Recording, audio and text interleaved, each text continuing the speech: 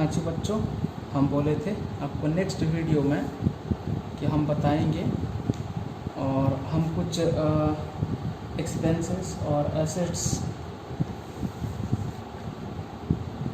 का नामकरण करेंगे, ये आपको बोला गया था। देखिए ये चीज़ हम पहले से पिछला वीडियो में हम लोग पढ़े थे कि एसेट्स और एक्सपेंसेस किसे बोला जाएगा, और हम बेनिफिट का बात कर रहे थे। ये सब आपको बताया गया था, ठीक है? हाँ सर, बताया गया था। फिर उसके बाद हमने कई सारा एग्जांपल्स भी लिए, salary, rent, telephone expenses, electricity, insurance, wages, freight, ये सब को एक्सपेंसेस बोला जाता है। एसेट्स में से अब मैं बताने वाला हूँ। देखिए हम तो एक्सपेंसेस का बहुत सारा एलिमेंट्स देख लिए, अब देखिए एसेट्स में मान लीजिए ये हमारा बिजनेस था, ये हमारा क्या था, बिजनेस था, ठीक है? हाँ सर, तो कौन सा बिजनेस था? मोबाइल का था। कौन सा मोबाइल? सुन, ये मोबाइल का हम लोग का बिजनेस था। तो अब जितना सारा हम मोबाइल खरीदेंगे अपना, इसके लिए, अपना कंपनी के लिए या बिजनेस जो कर रहे हैं, वो हो जाएगा क्या? गुड्स। क्या हो जाएगा? गुड्स। जितना भी सारा हम मोबाइल परचेज करेंगे तो क्या हो जाएगा? वो गुड्स हो जाएगा, ठीक? अगर इस बिजनेस में, ठीक है, हम कंप्यूटर खरीदते हैं, क्या बच्चे? कंप्यूटर खरीदते हैं, सिस्टम, मॉनिटर, यूपीएस, सीपीयू वगैरह खरीदते हैं, ठीक है, इस बिज़नेस के लिए। सर इसका करना क्या है? हमारा बिज़नेस में कितना मोबाइल आया, कितना सेल हुआ, कितना रहा, कौन सा मोबाइल का क्या प्राइस है, वो सब रिकॉर्ड करने के लिए, मेंटेन करने के लिए हम खरीदते। तो क्या हो जाएगा बच्चे? एसेट हो जाएगा। क्या हो जाएगा? एसेट हो जाएगा। अब मोबाइल, ये देखो बिजनेस है, बिजनेस में ऑफिस करना जरूरी है। ऑफिस में हम चेयर टेबल लेकर आएंगे, जिसको हम बोलते हैं क्या? फर्नीचर, ठीक है? ये भी क्या हो जाएगा? एसेट हो जाएगा। अच्छा देखिए, अब हम इस मोबाइल दुकान जो है या मोबाइल बिजनेस जो है, हम इसके साथ साथ हम क्या किए? एक सर्विस सेंटर खोले। क्या खोले? Service centre. किसी का मोबाइल अगर ख़राब हो जाता है, हम अपना ही बिजनेस में, अपना ही स्टोर में, अपना ही कंपनी में क्या कर सकें? मोबाइल का सर्विस हम प्रोवाइड कर सकें। उसके लिए मशीनरी चाहिए, चलो मशीनरी खरीदे, तो क्या हो जाएगा? ये एसेट होगा। बात समझ में आई? हाँ, ये सब खरीदे, कंप्यूटर भी खरीदा गया, फर्नीचर भी खरीदा गया, मशीनरी भी खरीदा गया, सब लिखते रहिएगा, ठीक है? ये एसेट, ये भी एसेट, ये भी एसेट। सर एसेट क्यों कि कंप्यूटर जो है हम सेल करने के लिए नहीं लाए, हमारा बिजनेस में यूज होगा। फर्नीचर जो है सेल करने के लिए नहीं लाए, हमारा बिजनेस में यूज होगा। मशीनरी जो है सेल करने के लिए नहीं लाए, सर्विस प्रोवाइड करेंगे, उससे हमको बेनिफिट मिलेगा, उससे हम कुछ फीस रिसीव करेंगे, ये सब। तो क्या होगा? ये सब हमारा बिजनेस में कई साल तक बेनिफिट देंगे, यूज होंगे बिजनेस में। तो इसलिए क्या होगा? ये लोग एसेट हो गए। मशीनरी जो है क्या हो गया? एसेट हो गया, ठीक है? अच्छा चलो, मान लीजिए हम खुद का एक, ये तो रेंट में लिए थी एक, चलिए एक अलग जगह पे हम क्या किए? गोडाउन किए, और वहाँ पर हमने क्या किया? खुद बिल्डिंग अपना खरीद लिया, ठीक है? खुद हमारा बिल्डिंग खरीदा एक अलग जगह में, जहाँ पे हम गोडाउन कर सकते हैं। मतलब बहुत सारा मोबाइल वहाँ पर रहेगा, मतलब जो भी हमारा बिजनेस का मतलब सामान है वो वहाँ पर रहेगा। इसे हम रेंट में नहीं लिए, ये जो है रेंटेड है, ये बिल्डिंग रेंटेड है, तो इसके लिए हम रेंट दे रहे हैं। बिल्डिंग हमारा नहीं है, बिजनेस का नहीं है, ठीक है? तो इसके लिए जो रेंट दे रहे हैं वो क्या हो जाएगा? एक्सपेंस हो जाएगा। देखिए हम यहाँ लिखे थे, रेंट क्या है? एक्सपेंस। समझ में आई? एक्सपेंसेस में आता है रेंट। अब देखिए उसके बाद अब ये जो बिल्डिंग खरीदा गया, इसके लिए हमें रेंट नहीं देना, ये हमारा खुद का है। तो क्या होगा? हम खुद के लिए बिल्डिंग जो खरीदे या बिल्डिंग बनाए, जो भी हो, बनाने में ही तो खर्चा हुआ रहेगा। जो अमाउंट खर्चा हुआ खुद का बिल्डिंग के लिए, ठीक है, खुद का बिल्डिंग कंस्ट्रक्ट करना में या खुद का बिल्डिंग खरीदना में, दूसरा किसी का एग्जिस्टिंग बिल्डिंग था तो हमने उसे खरीद लिया, तो अब ये क्या हो जाएगा? ये होगा वही एसेट। समझ में आई बात जी? ऐसा। अब आपको समझ में आ गया। और भी बहुत सारा है एसेट का बात, धीरे धीरे आप पढ़िए, धीरे धीरे बात को समझिए, ठीक है, धीरे धीरे बात को समझिए। और अब सुनिए, आगे हम चलते हैं। नेक्स्ट हम क्या क्या 5 एलिमेंट्स ऑफ अकाउंट्स देखें, या क्लासिफिकेशन ऑफ अकाउंट्स को अगर किया जाए। मैं बोला था आपको कि ये जो यहाँ पे हम लिखे थे स्टार्टिंग में, business started with cash, goods purchase, furniture, goods, ये सब सैलरी, इलेक्ट्रिसिटी, रेंट वगैरह, ये सब जो है लोन टेकन, ये सब जनरल एक्सपेंसेस, ये सब में पूरा का पूरा 5 ही एलिमेंट्स दिखाई देते हैं बच्चे। कितने एलिमेंट्स दिखाई देते हैं? सिर्फ 5 ही एलिमेंट्स आपको दिखाई देंगे, ठीक है। हाँ सर, ठीक है। तो अब वही 5 एलिमेंट्स क्या क्या थे मैंने आपको बताया बच्चे। क्या एक होता है क्या एसेट्स, दूसरा क्या होता है बच्चे एक्सपेंसेस, तीसरा क्या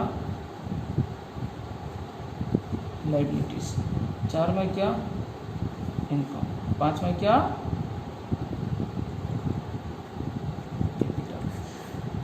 अब ये 2 चीज़ जो हम समझ चुके हैं, एसेट्स एंड एक्सपेंस। और भी बहुत समझना है, चिंता मत करो। लास्ट में पहले मैं ओवरऑली ये 5 को बता दूं, फिर उसके बाद इसमें बहुत सारे आपको डाउट्स रहेंगे, आपको पता नहीं है, लेकिन मेरा दिमाग में जो है डाउट बहुत सारा। पूछेगा सर से, मिस्टर शान सर आपको पढ़ा रहे हैं, उनसे वो डाउट बच्चा जो है डाउट पूछेगा, जो दिमाग में जो डाउट है वो शान सर को पूछेगा, शान सर जो है आपको बताएंगे, ठीक है। मतलब मैं ही खुद सवाल पूछूंगा और मैं ही खुद जवाब दूंगा, जो आपके दिमाग में अब तक नहीं है सवाल सब, ठीक है। आप बस मैं जैसा पढ़ा रहा हूँ पढ़ते चलिए, फिर उसके बाद फिर आपको समझ में आएगा हम किस तरफ जा रहे हैं, ठीक है। चलिए, अभी किताब में नहीं आए हम लोग, किताब में अब तक नहीं आए। पहले हम टर्म को समझना होगा, हमें पहले टर्म सब जो है पहले उसे पहचानना होगा, उसे समझना होगा। एसेट्स हमने समझ लिया, एक्सपेंसेस हमने समझ लिया। अब आते हैं नेक्स्ट, कहाँ आते हैं बच्चे? लायबिलिटीज़ में आते हैं। ये है क्या? देखो लायबिलिटीज़, पहले समझिए बात को। देखिए, आपका ये बिजनेस है, ठीक है। बिजनेस किसका है? ये आपका है, ठीक है। मैंने बोला था बच्चे, अब इसी में कैपिटल भी समझा देता हूँ। देखिए, इसी में लायबिलिटीज, इनकम, कैपिटल, ये 3 समझाना है। पहले मैं कैपिटल समझा देता हूँ। देखिए, ये बिजनेस है, बिजनेस में आप कौन हो गए बच्चे? आप कौन? सोल प्रोप्राइटर, मतलब ओनर। जब इस बिजनेस में आप पैसा इन्वेस्टमेंट करते हैं, जब ओनर, जब मनी या नहीं तो इन काइंड, सब इन काइंड का मतलब, इन काइंड इसका मतलब बताता हूँ, चिंता मत कीजिए। मान लीजिए इस ओनर के पास 5 लाख रुपया था। कितना? 5 लाख रुपया था, ठीक है। उसने इस अपना बिजनेस में इन्वेस्टमेंट किया, 5 लाख रुपया दे दिया, ठीक है। मैंने आपको क्या समझाया था? जब ये ओनर 5 लाख रुपया इन्वेस्टमेंट किया, जो खर्चा करना है इसी 5 लाख से खर्चा करना है। चाहे आप सैलरी दो, चाहे आप रेंट दो, चाहे आप वेजेस दो, चाहे गुड्स परचेज करो या और कोई खर्चा करो, सब ये 5 लाख से जाएगा। समझ में आई? सर मैंने बोला जी, हो सकता है ओनर प्लस और 2 लाख का ज़रूरत पड़ा बिजनेस में, और 2 लाख का ज़रूरत पड़ा, फिर से ओनर दिया। मैंने बोला हाँ बच्चे, कोई दिक्कत नहीं। फिर से 2 लाख बिजनेस में आया, फिर से 2 लाख रुपया बिजनेस में आया। टोटल कितना हो गया बिजनेस में ओनर का? 7 लाख। समझ में आई बात? बच्चे सुनिए, ओनर जब जो भी बिजनेस में देंगे उसे बोला जाएगा कैपिटल। बस इतना याद रखिए। सर मैंने बोला जी सर, ओनर जो भी देंगे बिजनेस में उसे कैपिटल बोला जाएगा। मैंने बोला हाँ, कैपिटल बोला जाएगा। तो ओनर जो भी इन्वेस्टमेंट करेंगे बिजनेस में क्या बोला जाएगा? कैपिटल। सर जो भी इन्वेस्टमेंट करेंगे मतलब हो सकता है ओनर के पास बहुत पैसा था, 5 लाख था इन्वेस्टमेंट किया, 5 लाख को कैपिटल बोला गया। फिर 2 लाख था इन्वेस्टमेंट किया बिजनेस में, वो 2 लाख को भी कैपिटल बोला गया। सर पैसे इन्वेस्टमेंट किया तो कैपिटल। सर मान लीजिए ओनर का घर में, उसके घर में टेबल एक टेबल था और उसके घर में एक लैपटॉप था। वो बोला मैं घर में रख के क्या करूँगा, मैं घर में रख के टेबल जो था उसका वैल्यू था बच्चे 5,000 और लैपटॉप जो था उसका वैल्यू था बच्चे 25,000, कुल 30,000 रुपया, टोटल 30,000 रुपया। समझ में आई बात? क्या किए, फिर से क्या किए, ये बिजनेस में लाए। समझ में आई? ये 30,000 रुपया टोटल, 30,000 रुपया फिर से क्या किए, बिजनेस में लाए। सर ये तो पैसा नहीं लेकर आए, वो तो टेबल लेकर आए और लैपटॉप लेकर आए। मैंने बोला हाँ बच्चे, मैंने क्या बोला था, ओनर अपना कुछ भी अगर बिजनेस में लाते हैं, बिजनेस में लगाते हैं तो उसे क्या बोला जाएगा, कैपिटल बोला जाएगा, उसे कैपिटल का पार्ट माना जाएगा। इसलिए मैंने यहाँ लिखा था owners investment in terms of money और इन टर्म्स ऑफ काइंड और इन काइंड। तो दोनों इन्वेस्टमेंट कर सकते हैं बिजनेस में, तो दोनों को क्या बोला जाएगा, कैपिटल। सर इसका मतलब मान लीजिए ये 5 लाख रुपया इन्वेस्टमेंट किए थे। मैंने बोला हाँ। सर फिर से 2 लाख रुपये इन्वेस्टमेंट किए। मैंने बोला हाँ। सर ये हुआ पैसे में इन्वेस्टमेंट। मैंने बोला हाँ। सर अगर 30,000 रुपया काइंड में लाए तो सर वो भी कैपिटल का पार्ट कहलाएगा क्या? मैंने बोला बच्चे वो कैपिटल ही कहलाएगा। कितना हो गया, 5 और 7 लाख 30,000 रुपया, 7,30,000 रुपया ये कैपिटल कहलाएगा। बात समझ में आई? क्या हुआ, मैंने क्या बोला था, ओनर जो भी इन्वेस्टमेंट करेंगे, अपना पैसा हो या अपना कोई भी प्रॉपर्टी अगर इन्वेस्टमेंट करेंगे तो क्या बोला जाएगा, जितना रुपया का इन्वेस्टमेंट करेंगे तो उसे बोला जाएगा क्या, कैपिटल बोला जाएगा। समझे या नहीं समझे? हाँ सर समझ में आया। सर मैंने बोला जी सर मान लीजिए। मैंने बोला हाँ बच्चे बोलो क्या मुझे मानना है। सर मान लीजिए आप बोले ओनर ने अपना पैसा इन्वेस्टमेंट किया 7,30,000 रुपया। मैंने बोला हाँ बच्चे, तो सर इसे तो कैपिटल हम लोग बोलेंगे। मैंने बोला हाँ बच्चे कैपिटल ही बोलोगे। सर मैंने बोला जी। सर बिजनेस कंटिन्यू किया, यहाँ तक आ गया, ठीक है सर, ऐसा कंटिन्यू किया, बिजनेस कंटिन्यू किया। मैंने बोला हाँ बच्चे बिजनेस कंटिन्यू करके यहाँ तक आ गया, ठीक है। बस बच्चे यहाँ पर क्या हुआ है, प्रॉफिट हुआ, 1 साल ख़त्म। चलिए 1 साल बिजनेस कंटिन्यू हुआ, होने के बाद मैं बोला था साल में एक बार हिसाब किताब होता है। जब हम हिसाब किताब का चिट्ठा बनाए, बिजनेस जो हिसाब किताब का चिट्ठा बनाते हैं उसे बोलते हैं प्रॉफिट एंड लॉस अकाउंट। क्या बोलते हैं उसे, प्रॉफिट एंड लॉस अकाउंट। इसको बोलते हैं लाभ खेती का चिट्ठा, ठीक है। प्रॉफिट एंड लॉस अकाउंट बनाने पर बिजनेस का जो प्रॉफिट हुआ बच्चे, नेट प्रॉफिट हुआ, मान लीजिए 50,000। कितना हुआ बच्चे, 50,000। समझ में आई बात, कितना हुआ बच्चे, 50,000, ठीक है। अब देखिए ये जो नेट प्रॉफिट हुआ ना बच्चे, ये जो नेट प्रॉफिट हुआ ना किसका है, बिजनेस में नेट प्रॉफिट हुआ है। किसमें हुआ है, बिजनेस में नेट प्रॉफिट हुआ है, ठीक है। अच्छा सर ठीक है, तो सर ये नेट प्रॉफिट तो ओनर का भी है। मैंने बोला हाँ बच्चे, ये नेट प्रॉफिट किसका है, ओनर का है। बिजनेस में नेट प्रॉफिट हुआ मतलब ये नेट प्रॉफिट कौन लेकर जाएगा, ओनर लेकर जाएगा। लेकिन ओनर ने नहीं लिया, बिजनेस में रखेगा, तो होगा क्या सर, फिर जो कैपिटल था बच्चे, कैपिटल था कितना था बच्चे, 7,30,000 था ना, 7,30,000। देखो 7,30,000, ओनर का इन्वेस्टमेंट कितना, 7,30,000, और उसे हम क्या बोलते थे, कैपिटल बोलते थे। तो अब देखो कैपिटल में लिखा हुआ 7,30,000 प्लस क्या हो जाएगा, नेट प्रॉफिट हो जाएगा। क्या हो जाएगा, नेट प्रॉफिट हो जाएगा। ऐड करना, जो भी बिजनेस का नेट प्रॉफिट हुआ होगा वो कैपिटल का पार्ट कहलाता है। 7,30,000 में फिर ये प्रॉफिट जो है ऐड कर देंगे 50,000, तो क्या हो गया, 7,80,000 कैपिटल कहलाएगा साल का आखिर में। सर समझ में नहीं आया हमको। सर और एक बार बताओ ना। मैंने बोला लो बच्चे देखिए, इस तरह से मैं बताता हूँ। ये बच्चे मान लीजिए 1 साल, दिखाई देता है आपको पूरा? हाँ सर दिखाई देता है। ये मान लीजिए क्या 1 साल। ओनर ना बच्चे यहाँ पे इन्वेस्टमेंट किया था स्टार्टिंग में कितना, 5 लाख, तो क्या बोला जाएगा इसको, कैपिटल। फिर से बच्चे बिजनेस चला चला चला चला चला, फिर यहाँ पे ज़रूरत पड़ा, ये पूरा होता है बच्चे 1 साल, ठीक है। फिर यहाँ पर कुछ पैसे का ज़रूरत पड़ा, ओनर ने फिर से इन्वेस्टमेंट किया, कितना बच्चे, 2 लाख। क्या इसे भी कैपिटल बोलेंगे? हाँ सर।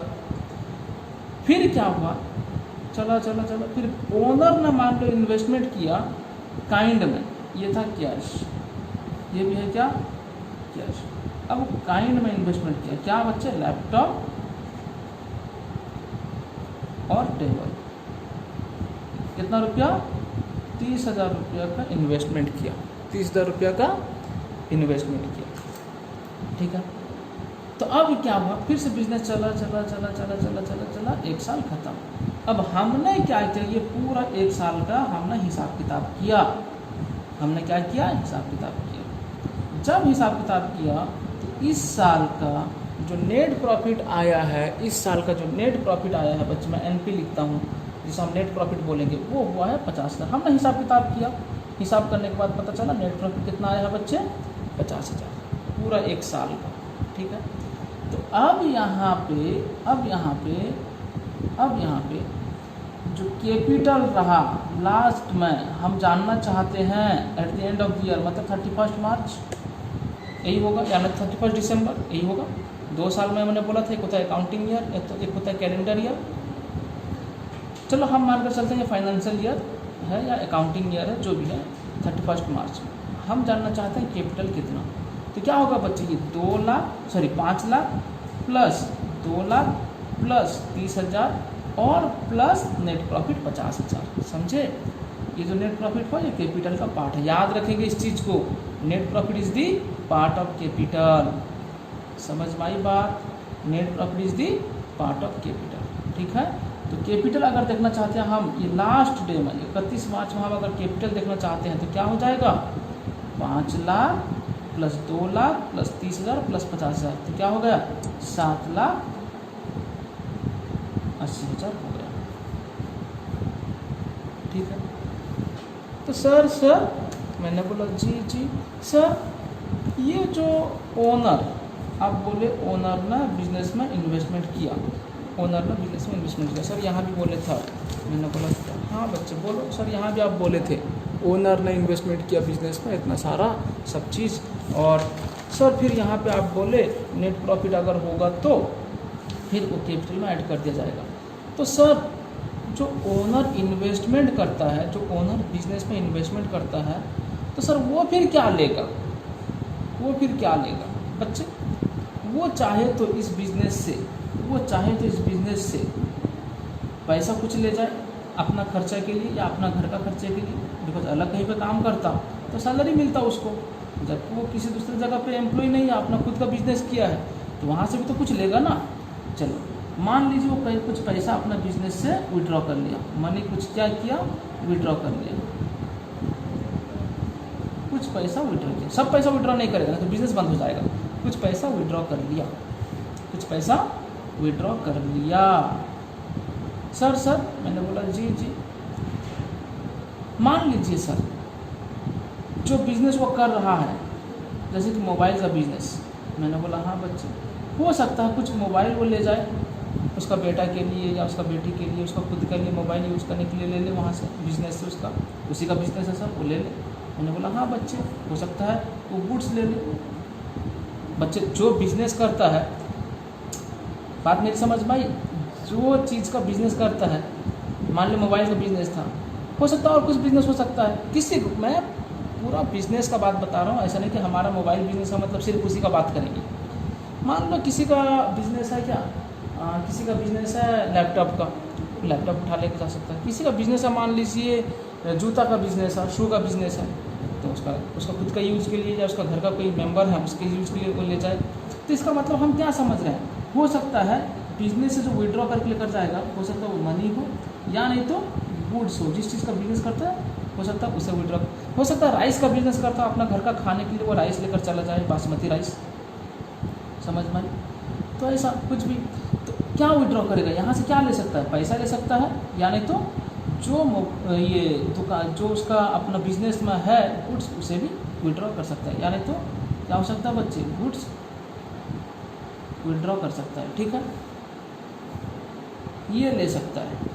जब ये लेकर चला जाएगा, जब ये लेकर चला जाएगा, कितना रुपया लेकर जाएगा, कितना रुपया का टोटल, मान लीजिए 1 लाख रुपये का लेकर गया हो, पूरा साल भर में, पूरा जो ये साल है, देखिए मैं बता देता हूँ, मान लीजिए पूरा 1 साल है, 1 साल में उसका खर्चे के लिए हर महीना विड्रॉ किया, ये हो गया अप्रैल, मई, जून, जुलाई, अगस्त, सितंबर, अक्टूबर, नवंबर, दिसंबर, जनवरी, फरवरी, मार्च, ये हो गया, ये 12 महीना, 12 मंथ। उसने आपने क्या किया है, अपना एक रूल बना लिया, हर महीने में मैं क्या करूँगा, हर महीने में मैं क्या करूँगा, 4000 रुपया विड्रॉ करूँगा, हर महीने में 4000, तो कितना हो गया बच्चे, 48,000। और यही इसी साल में कहीं ना कहीं वो कुछ गुड्स भी विड्रॉ कर लिया, कुछ गुड्स अपना पर्सनल पर्पज़ के लिए विड्रॉ कर लिया, कुछ गुड्स विड्रॉ कर लिया, कितना रुपया का बच्चे, ₹2000 का। तो बच्चे बिजनेस से वो कितना रुपये का सामान लेकर गया, टोटल 50,000, टोटल कितना रुपये का सामान लेकर गया बिजनेस से, 50,000 का। जो सामान विड्रॉ करके लेकर गया, जो जितना रुपया का सामान और यानी तो पैसा, कुछ पैसा विड्रॉ किया कितना, 48,000, और सामान लेकर चला गया अपना बिजनेस 2,000, समझ में, उसका भी हिसाब किताब रखना है बच्चे। ऐसा नहीं कि खाली बाहर वाले के साथ जो होता है वही हिसाब रखना है, नहीं, ऐसा नहीं है। जब वो खुद इन्वेस्टमेंट किया था, वो बोला था 7,30,000 मैं दिया हूँ, जितना पूरा इन्वेस्टमेंट किया था यहाँ पे 7,30,000, और मैंने यहाँ भी आपको बताया 5 लाख, 2,30,000, फिर अपना नेट प्रॉफिट वो भी ऐड हुआ, कितना, 7,80,000 हुआ। बात समझ में आ रही है? हाँ सर आ रही है। तो अब देखो, तो हो सकता है वो कुछ विड्रॉ करे, उसे भी लिखना होगा। जब दिया सब लिखा गया, एक एक करके लिए, लैपटॉप भी लिखा गया, टेबल भी लिखा गया, लेकिन जब लेगा तभी लिखा जाएगा पूरा एक एक करके। तो चलिए, टोटल 50,000 रुपया का पैसा लिया 48, और सामान लिया कितना, 2,000, कुल मिलाकर 50,000 रुपया वो ले गया बिजनेस से। तो बच्चे इसे बोला जाएगा, क्या पता है, ड्राइंग्स बोला जाएगा, याद रखेंगे, क्या बोला जाएगा, ड्राइंग्स बोला जाएगा। ठीक है, क्या बोला जाएगा, ड्राइंग्स। ठीक है, हाँ सर, ठीक है। तो सर ये फिर क्या होगा, देखिए बच्चे, जब वो दे रहा था सब कैपिटल में ऐड हो रहा था, जब वो लेगा तो कैपिटल से माइनस हो जाएगा, क्या, 50,000 माइनस 50,000 जो माइनस है, इसका नाम क्या है बच्चे, ड्राइंग्स।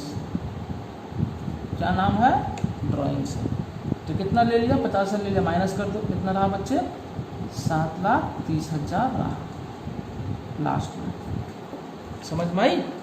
ये हो गया आपका कैपिटल से रिलेटेड बात। ठीक है, कैपिटल से रिलेटेड बात।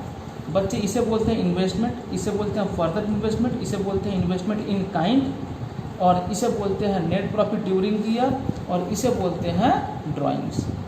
ठीक है, आप सब ये बहुत अच्छा से लिखा, नहीं लिखे तो देखो लिख लो, इस चीज़ को लिख लो पूरा, यहाँ पे आपको समझ में आ जाएगा कहानी क्या है, समझ में आई बात, पूरा समझ में आ गया। ये लिख दो, ये पूरा ये डायग्राम बना के, और ये डायग्राम बना के सब चीज़ लिखो, अच्छा से नीट एंड क्लीन होना चाहिए आपका कॉपी। ठीक है, बट आपको सब चीज़ समझ में आना चाहिए। तो हम कैपिटल का चक्कर में क्या क्या पढ़े, देखो कैपिटल पढ़ते पढ़ते हमने पढ़ा कैपिटल जो ओनर इन्वेस्टमेंट करता है, the amount of money in terms of cash और in terms of kind which will be which will be the amount of money in terms of cash और in terms of kind which is invested by the owner of the business is called capital. ठीक है, in terms of cash, in terms of kind, दोनों बोल दिया मैंने। अच्छा, उसके बाद net profit is the part of capital. Net profit will be added with the capital if there is any amount withdraw या any goods withdrawn by the partner for his personal use, then that is called drawings, and drawings will be deducted from the capital. समझ में आई? अरे बात समझ में आई? Drawings क्या होता है, the amount in terms of money और in terms of kind, या नहीं तो goods ऐसे भी हो सकता है, which is withdrawn by the owner of the business, that is called drawings. समझ में आई बात, उसे क्या बोलेंगे, drawings. And drawings, the amount of drawings will be deducted from the capital amount. समझ में आई बात। नेट प्रॉफिट है is the part of capital and that net profit will be added to capital account या added with capital. ठीक है, चलिए ये बात हमको समझ में आया। ठीक है, अब हम आगे की तरफ बढ़ते हैं। नेक्स्ट पार्ट फिर हम देखें। अब इसमें से 5 पार्ट था बच्चे, assets, expenses, liabilities, income, capital. हम एसेट्स समझे, एक्सपेंसेस समझे, कैपिटल समझे, और उसके बाद एसेट्स समझे, एक्सपेंसेस समझे, कैपिटल समझे। उसके बाद जो हम पढ़ेंगे लाइबिलिटीज़ एंड इनकम पढ़ेंगे। ठीक है, हाँ सर, ठीक है।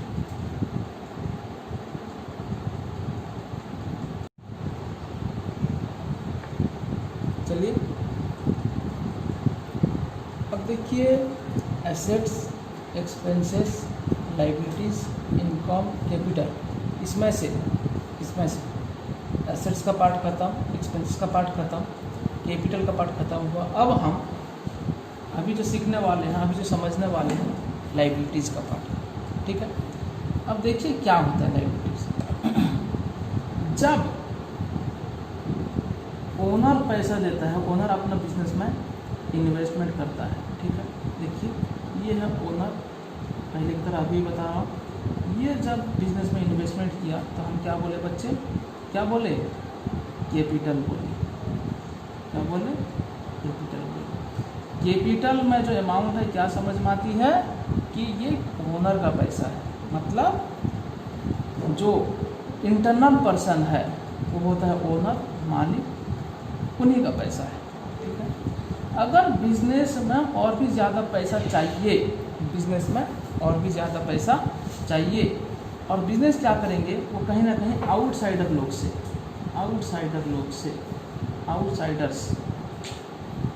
लोगों से पैसा लेकर आएंगे। हो सकते हैं फैमिली मेम्बर, हो सकते हैं फैमिली मेम्बर, ठीक है, हो सकते हैं रिलेटिव्स, हो सकते हैं बिजनेस पर्सन, हो सकते हैं अलग दोस्त, बिजनेस पर्सन हो सकते हैं फ्रेंड, हो सकते हैं फ्रेंड, और हो सकते हैं अलग कंपनी से पैसा ला सकती है। हो सकता है अलग किसी बैंक से, जैसे कि हम एग्जांपल में लिए थे यहाँ पर, loan taken from state bank of India लिए थे। ठीक है, इस पॉइंट में देखिए, loan taken from state bank of India ₹2 lakh. ठीक है, इस तरह से अलग बैंक से भी ला सकते हैं, स्टेट बैंक ऑफ इंडिया हुआ, बाकी भी है इंडियन ओवरसीज बैंक हो गया, बैंक ऑफ इंडिया हो गया, बाकी बहुत सारे बैंक आप जानते हो, वहाँ से लोन पैसा ला सकते हैं। जब इन लोग, ये जितना यहाँ पे लिस्ट किया हमने, ये जो लिस्ट किया हमने, ये लोग अगर बिजनेस में पैसा लगाते हैं, यानी तो ओनर अगर, यानी कि बिजनेस अगर इन लोगों से पैसा लाते हैं, तो अब बच्चे देखो, इन लोगों से पैसा लाया गया मतलब क्या हो गया, एक ओब्लिगेशन क्रिएट हो जाता है। सर ओब्लिगेशन का मतलब एक ओब्लिगेशन क्रिएट हो जाता है। सर इसका मतलब आप जो पैसा लाए, आप जो मनी रिसीव किया, यानी कि अपना पैसा लाया,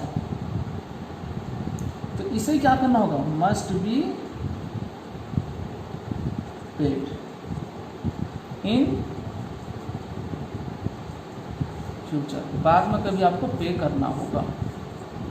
और ये ओब्लिगेशन कब का है, अभी का है, अभी अपना पैसा लाया और आपको पे जो करना है, मनी रिसीव किया, और must be paid in future, आपको फ्यूचर में पे करना है।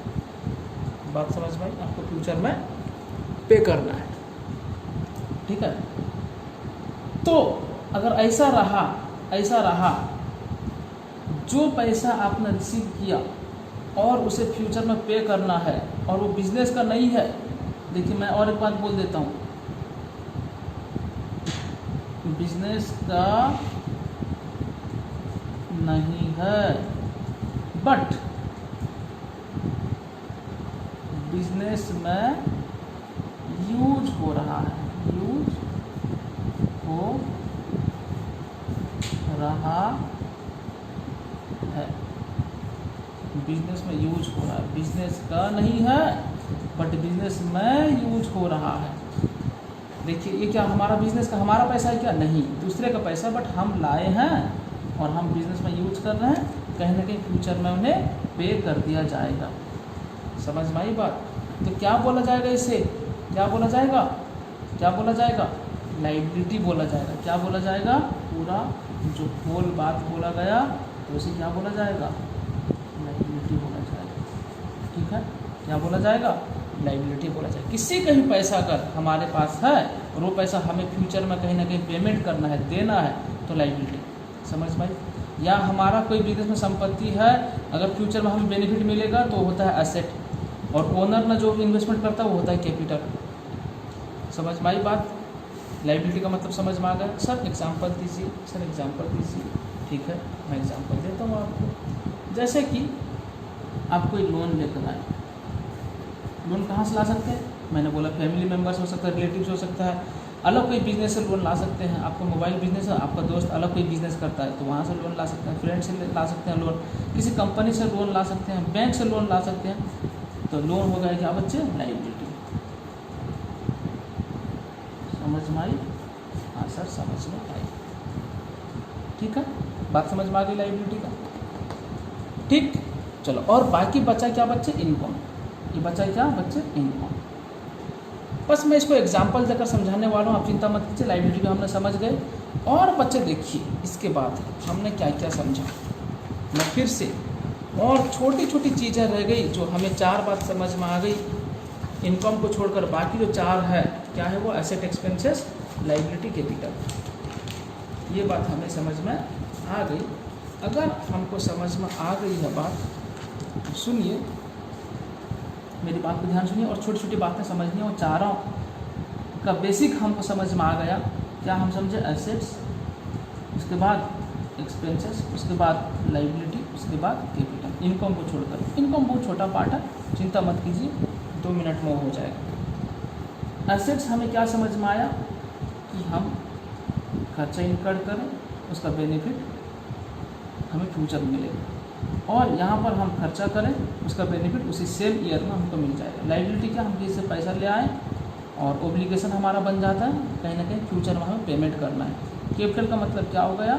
Owners investment in terms of cash और इन टर्म्स ऑफ काइंड। ये आउटसाइडर्स इन्वेस्टमेंट होता है, ऐसे भी लिख सकते हैं आप लोग, आउटसाइडर्स इन्वेस्टमेंट, ये भी हो सकता है। ठीक है, चलो अब सुनिए मेरा बात को। जब हम गुड्स परचेज किए, जब हम गुड्स परचेज किए, मान लीजिए यहाँ पर हम गुड्स परचेज किए थे, कितना? 2 लाख रुपए का, 2 लाख रुपए का गुड्स परचेज किए। जब हम गुड्स परचेज किए तो इसे क्या बोला जाएगा? पर देखिए, गुड्स परचेज किए, जब हम गुड्स परचेज किए, मान लीजिए एग्जांपल मैं दे रहा हूँ, गुड्स परचेज किए, मान लीजिए बच्चे, मान लीजिए 5 लाख का, चलिए अलग से मैं एग्जांपल ले रहा हूँ। गुड्स हम परचेज किए, मान लीजिए 5 लाख का, ठीक है, गुड्स परचेज किए। अच्छा, गुड्स किसे बोलेंगे? बोलो फिर, गुड्स किसे बोलेंगे? जो नॉर्मल बिजनेस एक्टिविटी में खरीदा जाता है और बेचा जाता है। बिजनेस में, बिजनेस का एक्टिविटी में जो चीज़ खरीदा जाता है और जो चीज़ बेचा जाता है उसे क्या बोलते हैं बच्चे? गुड्स बोलते हैं। ठीक है, हाँ सर। जैसे कि हमारा अभी मोबाइल का बिजनेस था तो हमने गुड्स परचेज किया, कितना? 5 लाख। उसमें से मान लीजिए 3 लाख जो है हम इमीडिएटली पैसा दे दिए इन कैश, और बच्चे 2 लाख जो है, 2 लाख रुपए का हम गुड्स खरीदे, वो है क्रेडिट में। किस पे है बच्चे? क्रेडिट में। किस पे है? क्रेडिट में है। जब कैश में खरीदे तो कोई दिक्कत नहीं, जब क्रेडिट में खरीदे, जिस पर्सन से हम क्रेडिट में खरीदे उसका नाम लिख कर रखना पड़ेगा। मान लीजिए अगर राम है, राम से अगर क्रेडिट में खरीदे तो उसका नाम लिख कर रखना पड़ेगा कि राम। क्यों लिख कर रखना पड़ेगा? कहीं ना कहीं हम बाकी में खरीदे, ये फ्यूचर में पेमेंट करना है, टू बी पेड है, टू बी पेड, पे करना है, टू बी पेड, या पेबल है, पेबल मतलब राम को पे करना है। इसका मतलब क्या हो गया? अब मैंने जो बच्चे समझाया यहाँ पे, हम इनसे पैसा ले आए, मैंने अभी क्या समझाया आपको, इनसे पैसा हम ले आए, फ्यूचर में पेमेंट करना है। बट ये जो अभी मैं समझा रहा हूँ बच्चे, इनसे पैसा नहीं लेकर आए हैं, इनसे गुड्स खरीद कर लाए हैं, फ्यूचर में पेमेंट करना है। अभी पेमेंट नहीं किए, इमीडिएटली हम पेमेंट नहीं किए, तो बच्चे ये भी क्या हो जाएगा? लाइबिलिटी हो जाएगा। राम भी क्या? राम भी लाइबिलिटी हो जाएगा। समझ में आई बात? तो सर जिससे हम क्रेडिट में खरीदेंगे और वो पैसा फ्यूचर में पेमेंट करना है, तो वो उसे लाइबिलिटी बोला जाएगा। मैंने बोला हाँ बच्चे, आपका एक लाइबिलिटी क्रिएट हुआ, तो कितना? 2 लाख रुपए का लाइबिलिटी। सर मैंने बोला जी। सर मान लीजिए हम जो गुड्स परचेज करते हैं वो एक आदमी नहीं है, बहुत सारे आदमी हैं जो गुड्स परचेज किए, किस पे? क्रेडिट पे। एक आदमी नहीं है, बहुत सारा आदमी है। मान लीजिए राम है, श्याम है, हरि है, गोपी है, धोबी है, उसके बाद पायल है, उसके बाद सोना है, उसके बाद चांदी है, उसके बाद रूपा है, उसके बाद डायमंड है, पता नहीं क्या क्या है सब दुनिया में जो जितने सारे हैं बिजनेस में। उनसे हम खरीदते हैं, किस पे? परचेज करते हैं क्या? गुड्स, किस पे? क्रेडिट पे। तो इन लोग का नाम, अगर एक का नाम तो लिखना होगा, लेकिन इनको इकट्ठा क्या बोला जाएगा? ये लोग कौन है बिजनेस के? बिजनेस का राम, बिजनेस का श्याम है क्या? नहीं, नाम तो है उनका नाम तो है उनका नाम। ये सब राम श्याम, ये सब है उनका नाम। तो इन लोगों को इकट्ठा क्या बोला जाएगा पता है? बच्चे ध्यान से सुनिएगा और याद रखिएगा इस चीज़ को, क्रेडिटर बोला जाएगा। क्या बोला जाएगा? क्रेडिटर बोला जाएगा। समझे? क्या बोला जाएगा? क्रेडिटर बोला जाएगा। जिस पर्सन से हम गुड्स क्रेडिट में करते हैं, देखिए मैं फिर से लिखता हूँ, person from home goods has been purchased in credit, goods purchased इन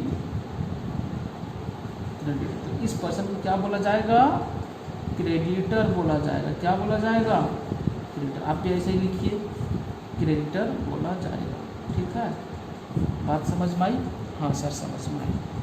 जो पर्सन से हम गुड्स परचेज करते हैं क्रेडिट में, तो उस पर्सन को क्या बोला जाएगा? क्रेडिटर।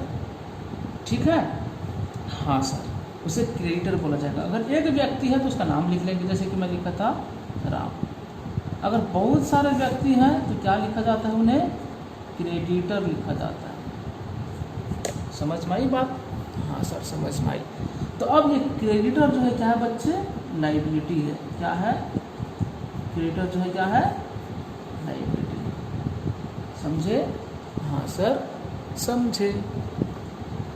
चलो अब फिर आते हैं, जब हम गुड्स सेल करते हैं, गुड्स जब हम सेल करते हैं, मान लीजिए 10 लाख रुपए का गुड्स सेल हुआ, 10 लाख रुपए का गुड्स सेल हुआ, ठीक है ना? 10 लाख रुपए का गुड्स मान लो सेल हुआ, ठीक है। अब इसमें से मान लो 6 लाख जो है, 6 लाख वो कैश में था और 4 लाख इस पे क्रेडिट पे हम सेल किए। अब देखो बच्चे, ये क्या हो गया? हमें फ्यूचर में पैसा मिलेगा, to be received in future. इसको अलग तरीके से क्या बोलते हैं? रिसीवेबल। समझ में आई? क्या बोलते हैं इसे? अलग नाम क्या है? To be received in future, या नहीं तो इसे ऐसा बोला जाता है रिसीवेबल, जो फ्यूचर में रिसीव होगा। अब बताओ बच्चे, कहीं ना कहीं इसका बेनिफिट जो है फ्यूचर में मिलेगा, पैसा आएगा, तो क्या हो जाएगा? ये एसेट हो जाएगा। क्या हो जाएगा? एसेट हो जाएगा। ये चीज़ हम एसेट में नहीं पढ़े थे, अभी मैं समझा रहा हूँ, इसलिए मैं बोला था बच्चे, मैंने बोला था आपको सारा चीज़ तो बताया गया, लेकिन कुछ चीज़ें रह गई तो मैं आपको बाद में बताऊँगा। जैसे कि मैं यहाँ पर जब समझाया था आपको एसेट एक्सपेंसेस क्या होता है, यहाँ पर आपको डिटेल में समझाया गया, और फिर मैंने आपको बोला बच्चे बाद में इसका एग्जाम्पल लूँगा और बाद में मैंने आपको समझाऊँगा, चिंता मत कीजिए, और भी धीरे धीरे हम लोग समझेंगे बात को, ठीक है। हाँ, इस चीज़ का प्रैक्टिस करेंगे तो अपने आप हो जाएगा, इस चीज़ का अगर हम प्रैक्टिस करेंगे तो अपने आप हो जाएगा, ठीक है। तो 10 लाख में से 6 लाख हम कैश में और 4 लाख जो है क्रेडिट में परचेज की, तो क्या होगा, to be received in future, या इसे बोलते हैं रिसीवेबल, तो ये क्या हो जाएगा बच्चे, एसेट। पेबल होगा तो इसका मतलब हम क्या समझे, जो चीज़ सब रिसीवेबल है फ्यूचर में वो हो गया एसेट, और जो चीज़ पेबल्स है फ्यूचर में टू बी पेड है, क्या हो जाएगा बच्चे, लायबिलिटी। और एक तरीका हमें समझ में आया, लिखते रहिएगा। मैं ऐसा देखो बच्चे, मैं साइड में लिख रहा हूँ, आप पूरा नीचे लिखिए। मैं बोल चुका हूँ आपको, अकाउंटिंग का कॉपी एक अलग से बनाएंगे, ठीक है, अकाउंटिंग का कॉपी एक अलग से बनाएंगे बच्चे। इतना ख़त्म हो जाएगा, जल्दी ख़त्म हो जाएगा अकाउंट्स, देखना। फिर अभी तक हम किताब में नहीं आए, किताब में बहुत जल्दी आने वाले हैं, चिंता मत कीजिए। पहले हम समझ तो जाएं क्या हो रहा है क्या नहीं, ठीक है, हम टर्म सब समझ जाएं, फिर उसके बाद जो बातचीत, ठीक है।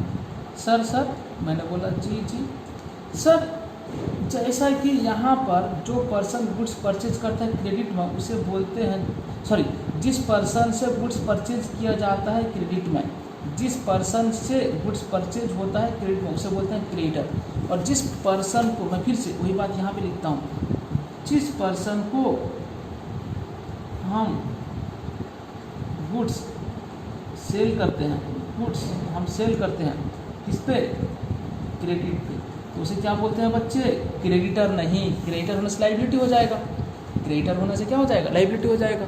तो इसे क्या बोलेंगे, डेटर बोलेंगे, DEBTOR, डेटर, ठीक है। तो ये क्या होगा बच्चे, एसेट होगा, डेटर जो है एसेट। सर ये क्रेडिटर का अलग नाम कुछ है क्या, मैंने बोला हाँ बच्चे, क्रेडिटर का अलग नाम भी है, इसे बोलते हैं ट्रेड पेबल, ट्रेड पेबल, ठीक है। पेबल होता है, क्रेडिटर लोग को देना है इसलिए पेबल, तो ये ट्रेड पेबल है। बिजनेस का सामान जिससे खरीदे, बिजनेस को ट्रेड भी बोलते हैं अलग लैंग्वेज में, इसलिए बिजनेस का सामान के लिए जिसको पे करना है तो होता है ट्रेड पेबल। सर मैंने बोला जी सर, इसका अलग नाम है कुछ, मैंने बोला हाँ इसका अलग नाम भी है, इसे बोलते हैं trade receivable,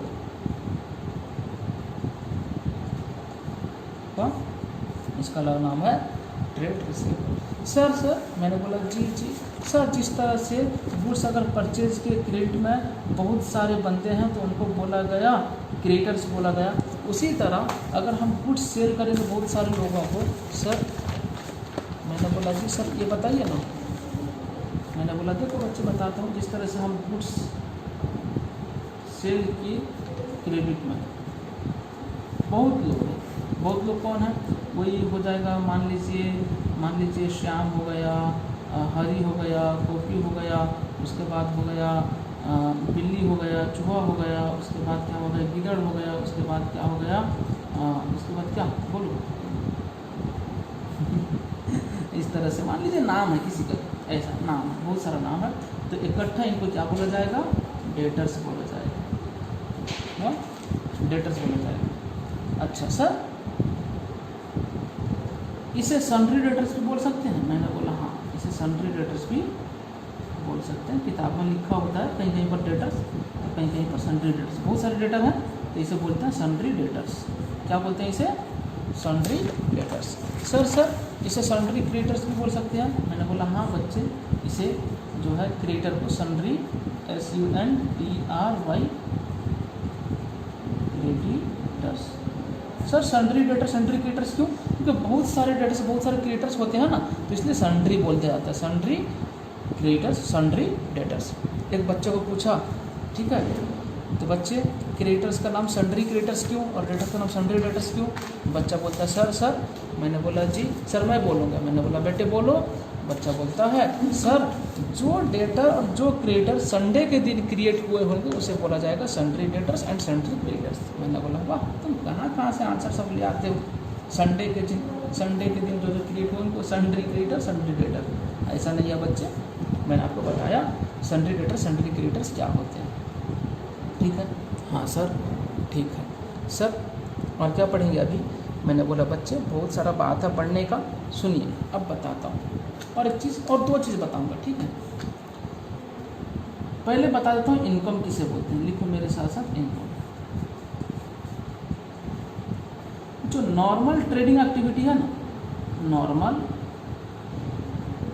trading activity, normal trading activity जो है सर, नॉर्मल ट्रेडिंग एक्टिविटी क्या मतलब? Business, normal business. हमारा बिजनेस क्या था? मोबाइल से ये परचेज करना, मोबाइल बिजनेस, मोबाइल बेच में परचेज करना और सेल करना, ये था। जब तो नॉर्मल ट्रेडिंग एक्टिविटी में जो परचेज सेल होता है उसे क्या बोलते हैं? गुड्स बोलते हैं। क्या बोलते हैं? गुड्स बोलते हैं। जब हम गुड्स सेल करेंगे, जब हम गुड्स सेल करेंगे तो इसे बोलते हैं ओनली सेल। क्या बोलते हैं? Only sale. जब हम बच्चे गुड्स परचेज करेंगे, जब हम गुड्स परचेज करेंगे उसे बोला जाएगा ओनली परचेज। परचेज का मतलब समझ में आता है कि नॉर्मल परचेज है, रेगुलर परचेज। रेगुलर परचेज क्या होता है? जो मोबाइल, अगर मोबाइल बिजनेस है तो मोबाइल, अगर किताब का बिजनेस है तो किताब होगा नॉर्मल परचेज, अगर जूता का बिजनेस है तो नॉर्मल परचेज क्या बच्चे? गुड्स। क्या हो जाएगा? जूता जो है गुड्स हो जाएगा। ठीक है, तो ऐसा है। अगर गुड्स सेल करते हैं तो उसे सेल बोला जाता है, गुड्स परचेज करते हैं तो परचेज बोला जाता है। ठीक है, हाँ सर। तो बच्चे ये जो सेल है ना, ये होता है बिजनेस का मेन इनकम। क्या है बच्चे? ये होता है इनकम। और ये इनकम को जो सेल क्या है बच्चे, मैं फिर से लिखता हूँ, सेल क्या है? ये इनकम है। ठीक है, सेल क्या है? ये होता है इनकम। अच्छा, ये कौन सा इनकम? रेगुलर इनकम है। कौन सा इनकम? Regular income. ठीक है, और इसे बोला जाता है रेवेन्यू बोला जाता है। क्या बोला जाता है? रेवेन्यू भी बोला जाता है। समझ में आई? रेगुलर इनकम को क्या बोला जाता है? रेवेन्यू भी बोला जाता है। ठीक है, ये हुआ इनकम। और देखिए और क्या इनकम है, सिर्फ इनकम का एग्जांपल लेकर बताता हूँ इनकम क्या है। मान लीजिए हमारा बिजनेस है, मान लीजिए हमारा बिजनेस है। ठीक है, बिजनेस में ओनर जो है वो क्या किया? बिजनेस में ओनर जो है क्या किया? पैसा इन्वेस्टमेंट किया। ठीक है, अब जो खर्चा होना था, जो एक्सपेंसेस होना था हो गया, और कुछ पैसा बचा। बिजनेस में क्या किया? बिजनेस का पैसा को, अगर बिजनेस में रखने का कोई फ़ायदा नहीं तो कुछ पैसा बचा तो क्या कर दिया गया? एक बैंक है, यह बैंक कौन सा बैंक? कनारा बैंक। चलो, CANARA, कनारा बैंक। यहाँ पे 2 लाख रुपया बचा हुआ था, खर्चा नहीं हो पा रहा था, इसको बैंक में रख दिया गया, सेविंग्स अकाउंट में 2 लाख रुपया रख दिया गया। बैंक वाले ने ये 2 लाख रुपये के ऊपर क्या किए? 5% इंटरेस्ट दिए, 5% इंटरेस्ट दिए। ठीक है, 5% क्या किए? इंटरेस्ट दिए। ये जो इंटरेस्ट बैंक ने किसको दिया? बिजनेस को दिया। बैंक ने क्या किया? बिजनेस को दिया। तो इसे बोला जाता है, क्या बोला जाता है? Interest income. क्या बोला जाता है? Interest income. ठीक है, और ये भी इनकम कहलाता है, ये भी इनकम कहलाता है। बच्चे अब बताइए, ये रेगुलर इनकम है क्या? हमारा मेन मुद्दा, मेन इनकम सोर्स बिजनेस का यही है क्या? नहीं, हमारा मेन सोर्स क्या है? सेल है। अब सेल जो हुआ, सेल जो हुआ, सेल से जो इनकम हुआ, ये होता है हमारा ऑपरेटिंग इनकम। क्या होता है ये? ऑपरेटिंग इनकम होता है। लेकिन सेल को छोड़कर जो इंटरेस्ट मिला, हमारा मेन बिजनेस थोड़ी यही है, इंटरेस्ट बैंक से इंटरेस्ट लाना, ये हमारा थोड़ी मेन इनकम है। नहीं, ये पार्ट ऑफ द इनकम है। तो इंटरेस्ट जो है ये भी इनकम है, ये भी इनकम है, लेकिन ये नॉन ऑपरेटिंग इनकम है। Non operating income. सर ये ऑपरेटिंग इनकम क्या होता है और नॉन ऑपरेटिंग इनकम क्या होता है? ऑपरेटिंग इनकम बच्चे क्या होता है, ऑपरेटिंग इनकम क्या होता है, जो हम बिजनेस कर रहे हैं, जैसे कि मोबाइल बिजनेस कर रहे थे, मोबाइल सेल की, उससे जो इनकम हो वो होता है ऑपरेटिंग इनकम। बिजनेस का रेगुलर एक्टिविटी से जो इनकम होता है वो होता है operating income. Irregular activity, non regular activity से जो इनकम होता है, लेकिन वो तो इनकम तो है, कोई दिक्कत नहीं, इनकम है, लेकिन वो ऑपरेटिंग इनकम में उसे नॉन ऑपरेटिंग बोला जाएगा।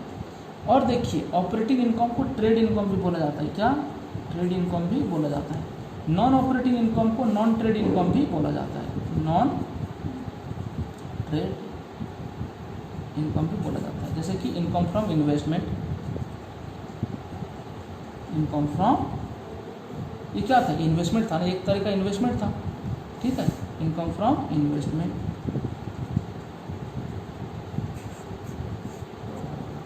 समझ में आई बात। तो ये रहा इनकम। अच्छा और एक बात बता देता हूँ, मान लीजिए हमने गुड्स परचेज किया, परचेज किए तो हम बोले उससे क्रेडिट में परचेज किया, किस पे परचेज किया, क्रेडिट में परचेज किया। जब क्रेडिट में परचेज किए तो उसने बोला था देखो भाई तुम क्रेडिट में परचेज कर रहे हो, लेकिन तुम 15 दिन के अंदर पैसा दे दो, 15 डेज़ के अंदर पैसा दो। हमने बोला ठीक है ना, अगर 15 डेज़ के अंदर अगर पैसा देते हो तो तुमको 10% छूट मिल जाएगा, 10% छूट मतलब डिस्काउंट मिल जाएगा। मान लीजिए हमने 2 लाख रुपया का गुड्स क्रेडिट में ख़रीदा, अगर हम 15 दिन के अंदर उसको पेमेंट कर देते हैं तो हमें पेमेंट कितना करना पड़ेगा, 2 लाख रुपया, 2 लाख माइनस 10%, 2 लाख का 10% कितना, 20,000। कितना पेमेंट करना पड़ेगा, बोलो कितना पेमेंट करना पड़ेगा, कितना, 1,80,000 पेमेंट करना होगा हमको। लेकिन ये 20,000 जो हमारा फ़ायदा हो गया ना, ये 20,000 जो है इसे डिस्काउंट इनकम बोलते हैं। आप नीचे लिखो, मेरा जगह यहाँ पे नहीं है, आप नीचे लिखो डिस्काउंट इनकम कितना, डिस्काउंट इनकम कितना, 20,000। ये भी एक इनकम, समझ में आई, ये भी एक इनकम, ठीक है। चलिए अब ये ख़त्म हुआ, आपका ख़त्म हुआ जी। अब हम कहीं ना कहीं थोड़ा हमने सीखा, क्या सीखा बच्चों, हमने क्या सीखा, जल्दी से बोलो, क्या सीखा, हमने सीखा एसेट्स किसे बोलते हैं, लायबिलिटीज़ किसे बोलते हैं, कैपिटल किसे बोलते हैं, इनकम किसे बोलते हैं, एक्सपेंसेस किसे बोलते हैं। इसको सीख, इस तरह से मैंने नहीं लिखा था, मैं लिखा था AELIC,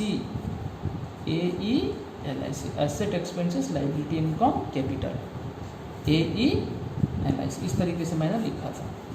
तो asset expenses liability income capital हमने अच्छी तरह से आइडेंटिफाई कर लिया। नहीं हुआ तो आप आइडेंटिफाई नहीं कर पाए, फिर से दोबारा से वीडियो को आप देखिए, समझे, वीडियो को दोबारा से देखेंगे आप, तब जाके हो पाएगा। चलिए मैं अब यहाँ पे लिखना शुरू करता हूँ बच्चे। मैं पहले लिखता हूँ, देखिए लिस्ट, आप भी मेरे साथ साथ लिखिए, कैपिटल, कैश, परचेज, सेल, उसके बाद रेंट, फर्नीचर, उसके बाद प्लांट एंड मशीनरी,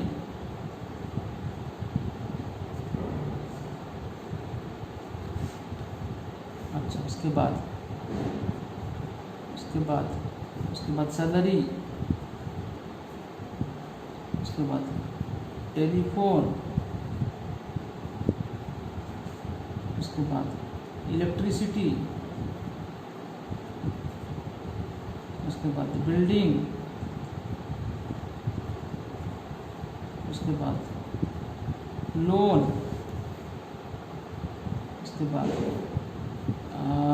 और क्या, वेजेस, उसके बाद डेटर्स, ठीक है, उसके बाद इंटरेस्ट रिसीव्ड, उसके बाद क्रेडिटर, उसके बाद इंटरेस्ट पेमेंट, इंटरेस्ट कभी कभी रिसीव होता है, कभी कभी पेमेंट होता है, ठीक है। जब हम इन्वेस्टमेंट किए हैं तो हमें वहाँ से इंटरेस्ट मिलता है। जब हम किसी से पैसा लाए हैं तो उन्हें इंटरेस्ट देना पड़ेगा, तो इंटरेस्ट पेमेंट होता है। उसके बाद discount received,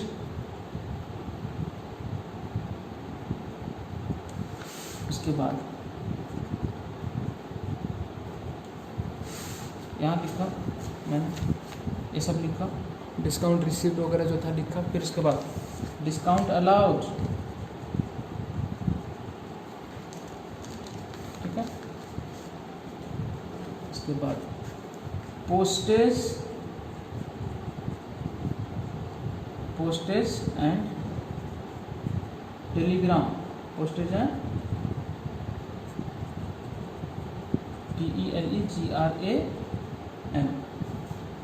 TELEGRAM, telegrams, postage and telegrams, ठीक है। उसके बाद एडवर्टाइजमेंट लिखो, एडवर्टाइजमेंट। फिर उसके बाद कैरेज लिखो, ठीक है, कैरेज। फ्रेट, चलिए इसका नाम सब जल्दी से, ये पांचों में से क्या होगा? Asset, expenses, liability, income, capital, ये पांचों में से क्या होगा? जल्दी से बोलो। कैपिटल होगा, कैश एसेट होगा, हमारे पास पैसा अभी है, फ्यूचर में यूज करेंगे, एसेट। परचेज होगा, कुछ मत करना, मैं बोला था परचेज करना, सेल। इनकम सर परचेज को परचेज लिखें, यहाँ पे कोई नहीं आएगा। मैंने बोला बच्चे परचेज का 2 पार्ट मैंने बोला था, कभी कभी एसेट हो जाएगा, कभी एक्सपेंसेस हो जाएगा, ठीक है। नॉर्मली हम क्या करेंगे, नॉर्मली हम जब परचेज किए तो जब जितना हम देखो, एक बार देखो, अब यहाँ पर मैं आपको दोबारा से दिखा देता हूँ। जैसे कि परचेज याद करो, 100 मोबाइल परचेज किए थे, उसमें से 90 मोबाइल हमने सेल किया, 10 मोबाइल रह गए। अब ये 100 में से जो 90 मोबाइल सेल किया गया उसका कॉस्ट को हम एक्सपेंसेस बोलेंगे, और जो मोबाइल रह गया 10 उसे एसेट बोलेंगे। तो इसलिए यहाँ पे बहुत बड़ा कन्फ्लिक्ट है, अलग अलग किताब वाले अलग अलग बात लिखते हैं। कोई लिख देता है परचेज को एक्सपेंसेस, कोई लिखता है परचेज को एसेट, ठीक है, क्योंकि स्टॉक है, रह जाता है, फ्यूचर में हम सेल करेंगे, इसलिए वो एसेट। बट हमने क्या किया है, परचेज को परचेज बोल के माना है, ठीक है, वो खुद एक परचेज एक एलिमेंट बन जाता है।